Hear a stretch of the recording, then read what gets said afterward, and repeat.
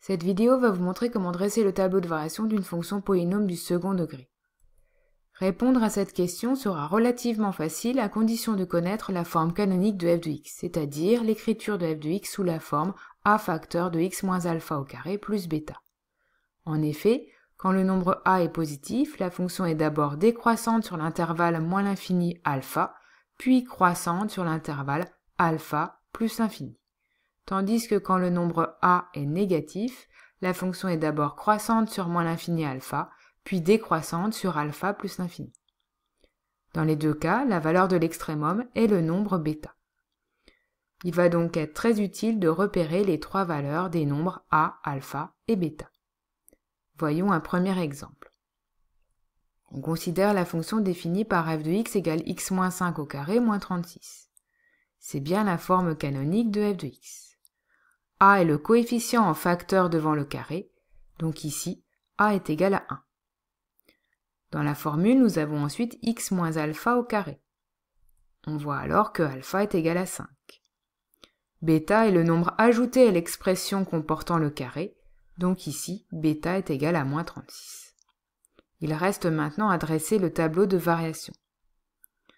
Pour ceci, il est très important d'avoir une idée de la parabole correspondante. Ici, comme a est égal à 1 et positif, la parabole est tournée vers le haut, ce qui signifie que la fonction est d'abord décroissante, puis croissante, ce qui permet de tracer les flèches du tableau. L'antécédent correspondant au changement de variation est l'abscisse du sommet de la parabole. C'est le nombre alpha. On peut alors ajouter la valeur de alpha dans la ligne des antécédents. Le minimum est l'ordonnée du sommet de la parabole. C'est le nombre bêta.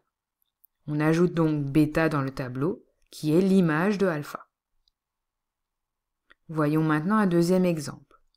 On considère cette fois-ci la fonction définie par f de x égale 11 moins 3 facteur de x plus 1 au carré. C'est à nouveau une forme canonique de f de x. On cherche donc à identifier les valeurs de a, alpha et bêta. A est le nombre en facteur devant le carré, donc a est égal à moins 3. Le carré est le carré de x moins alpha. X plus 1 au carré peut être réécrit sous la forme x moins 1 au carré. Donc, on en déduit que alpha est égal à moins 1. Bêta est le nombre ajouté au carré, ici bêta est égal à 11. Dressons maintenant le tableau. Cette fois-ci, le nombre a est égal à moins 3, il est négatif, donc la parabole est tournée vers le bas, ce qui signifie que la fonction est d'abord croissante, puis décroissante. On trace alors les flèches correspondantes dans le tableau.